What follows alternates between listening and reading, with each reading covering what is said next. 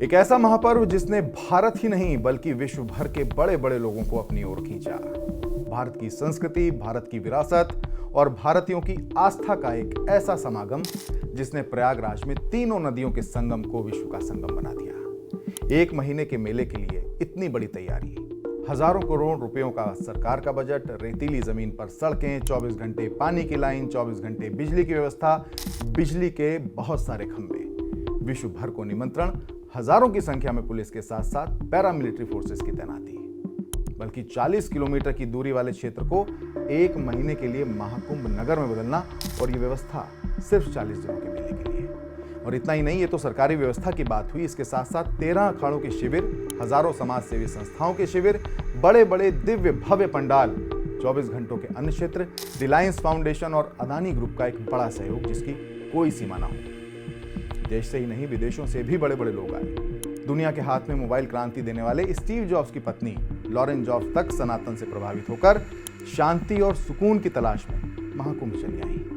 कई बड़े बड़े लोग तो ऐसे थे जो चुपचाप आए, संगम में गोता लगाए और चले गए, जिनके आने की किसी को कानो कान खबर तक ना हुई। अभी भूटान के नरेश भी आए और लेटे हनुमान जी के दर्शन भी करके गए।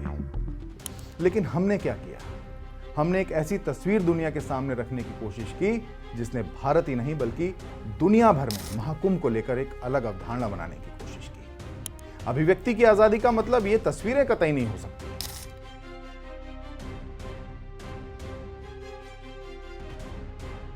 ना, बिल्कुल नहीं। माना मोबाइल कैमरे का जमाना है, हर कोई आज रिपोर्टर बनना चाहता है, लेकिन संतों महात्माओं के साथ मस्करी करना, उन्हें गुस्सा दिलाना और फिर उन तस्वीरों को सोशल मीडिया पर वायरल कर देना, खुद को पिटाई खाते हुए दिखाना, किसी साधु के मुख से निकले अपशब्द को फोकस करके दिखाना, क्या ये सिखाती है हमारी परंपरा? भद्दे भद्दे कमेंट जब वीडियो पर आते हैं ना, तो आपकी वो रील तो वायरल होती है, लेकिन आपका सनातन, आपकी परंपरा, आपकी विरासत उसी वायरल होती रील के साथ साथ बदनाम होती है। दूसरे धर्म के लोगों को आपके धर्म पर कटाक्ष करने का मौका मिलता है। मैं मानता हूं सोशल मीडिया की बदौलत महाकुंभ का ये मेला विश्व भर में कीर्तिमान स्थापित कर रहा था, लेकिन इसी सोशल मीडिया की वजह से आज ये मेला आस्था का केंद्र कम बल्कि मजाक ज्यादा बनकर रह गया है। सारी मेहनत पर पानी फिर गया।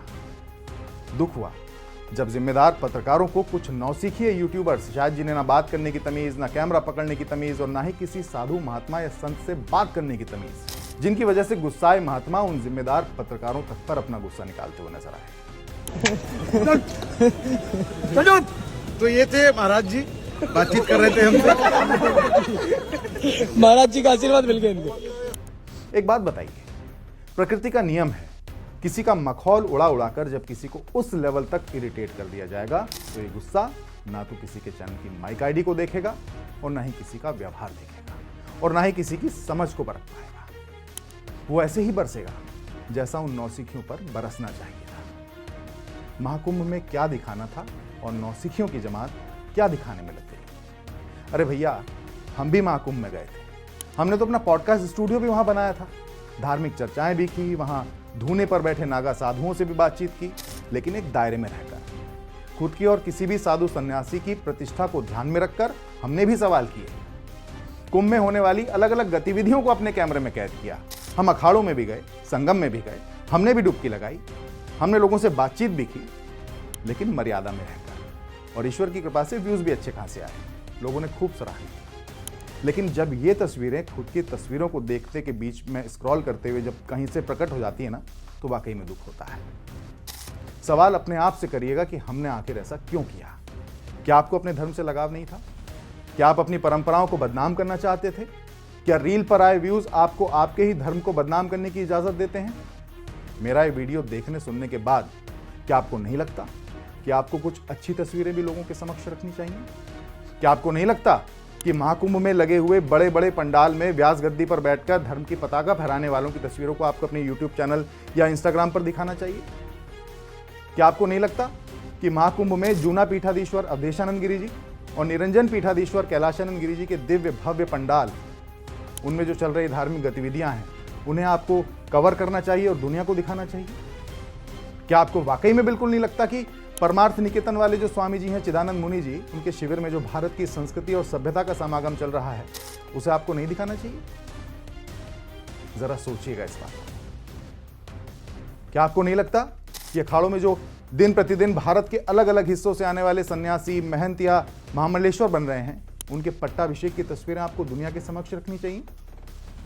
यकीन मानना दोस्तों, महाकुंभ में दिखाने के लिए बहुत कुछ है। अगर संगम में स्नान करके मन पवित्र हुआ हो और दिमाग के दरवाजे खुले हों तो अब भी वक्त है। अपना कैमरा माइक निकालिए और दुनिया के सामने विश्व के सबसे बड़े इस आयोजन की अच्छी तस्वीरें रखने की कोशिश करिए। दुनिया को ये बताइए कि विश्व की बड़ी बड़ी अर्थव्यवस्थाएं भी एक महीने के लिए इतनी बड़ी व्यवस्था नहीं कर सकती। विश्व को ये बताइए कि महाकुंभ में आने वाले संत जो करोड़ों लोगों को तीनों टाइम का मुफ्त भोजन उपलब्ध करा रहे हैं, इतना बड़ा मन, इतना बड़ा हृदय दुनिया के बड़े बड़े कुबेरों के पास भी नहीं हो सकता।